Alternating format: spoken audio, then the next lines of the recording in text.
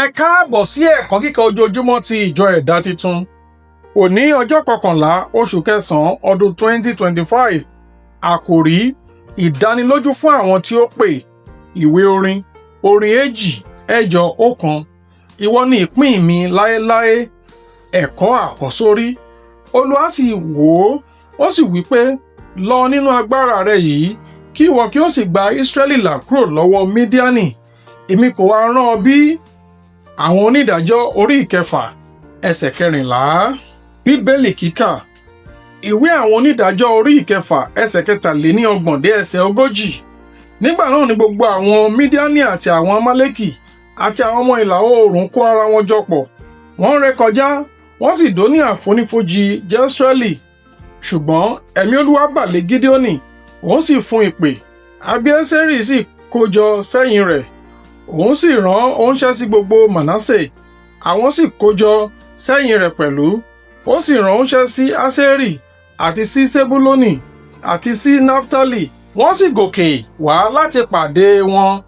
Gideoni sì wí fún Ọlọ́run pé, bí ìwọ bá ti ọwọ́ mi gba Israẹli là, bí ìwọ ti wí, kíyèsí, èmi ò fi irun àgùntàn lé ilẹ̀ páká, bí ó bá ṣe pé ìrísẹ̀ sára kìkì irun nìkan, tí gbogbo ilẹ̀ sì gbẹ. Nígbà náà lèmi ó mọ̀ pé ìwọ ó ti ọwọ́ mi gba Israẹli là, gẹ́gẹ́ bí ìwọ ti wí. Bẹ́ẹ̀ ni ó sì rí, nítorí tí òun dìde ní kùtùkùtù ijọ́ kejì, ó sì fọ́n irun àgùntàn náà, ó sì fọ́n ìrì náà kúrò lára rẹ̀. Ọ̀pọ̀ kan sì kún fún omi. Gideoni sì wí fún Ọlọ́run pé, má ṣe jẹ́ kí ìbínú rẹ kí ó ru sí mi. Èmi ó sọ̀rọ̀ lẹ́ẹ̀kan ṣoṣo yìí, èmi bẹ̀ ọ́, jẹ́ kí èmi kí ó fi irun náà ṣe ìdánwò lẹ́ẹ̀kan yìí. Jẹ́ kí irun àgùntàn nìkan kí ó gbẹ, ṣùgbọ́n kí ìrì kí ó wà lórí gbogbo ilẹ̀. Ọlọ́run sì ṣe bẹ́ẹ̀ ní òru náà, nítorí tí irun àgùntàn náà gbẹ, ìrì sì wà lórí gbogbo ilẹ̀ náà. Ẹ̀kọ́ nínú Bíbélì, ọ̀pọ̀lọpọ̀ àwọn ènìyàn tí Ọlọ́run pè ní ìrírí àìní okun nípa agbára wọn. Wọ́n mọ̀ pé àwọn kò lè ṣe iṣẹ́ tí a yàn fún wọn nínú agbára wọn.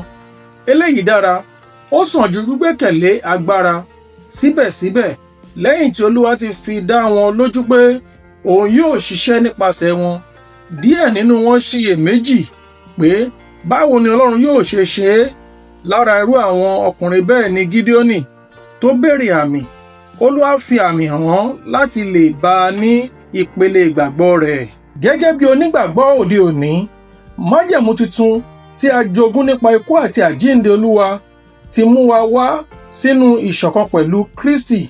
Nítorí náà, a ní láti ṣiṣẹ́ láti ibi ìpè gíga bí a ṣe ń kẹ́kọ̀ọ́ láti inú àwọn àpẹẹrẹ tí a ń pèsè nínú ìwé mímọ́. À ń ru wá sókè nípa ọ̀rọ̀ Ọlọ́run àti ẹ̀mí mímọ́ olùbùkún. A ní òye kíkún sí àwọn ọ̀nà àti àwọn ìpinnu Ọlọ́run nípasẹ̀ Bíbélì mímọ́ àti nípasẹ̀ ẹ̀mí mímọ́. Àwọn ènìyàn mímọ́ májẹ̀mú láéláé kò ní èyí. Ìgbàgbọ́ májẹ̀mú tuntun ń yọ̀ nígbà tí Olúwa bá fún ní àwọn àmì. Ṣùgbọ́n ó yẹ kí a tẹ̀síwájú bákan náà láti fi ìfẹ́ Ọlọ́run tí kò kùnà hàn. Nígbà tí kò bá sí àwọn àmì, Ọlọ́run wà níwájú wa nígbà gbogbo.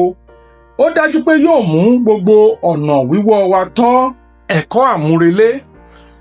Ọ̀rọ̀ Ọlọ́run fúnni ní ìdánilójú tí kò lè kùnà pé Ọlọ́run yóò fún àwọn tí ó pè sínú iṣẹ́ rẹ̀ lókun. Àdúrà. Olúwa, ràn mí lọ́wọ́ láti lè dúró ṣinṣin nínú ìdí tí o ti pinnu fún mi, kí o sì fún mi ní ìgboyà láti ṣiṣẹ́ ìran náà. Àmín. Títí di ọ̀la, ó dàbọ̀.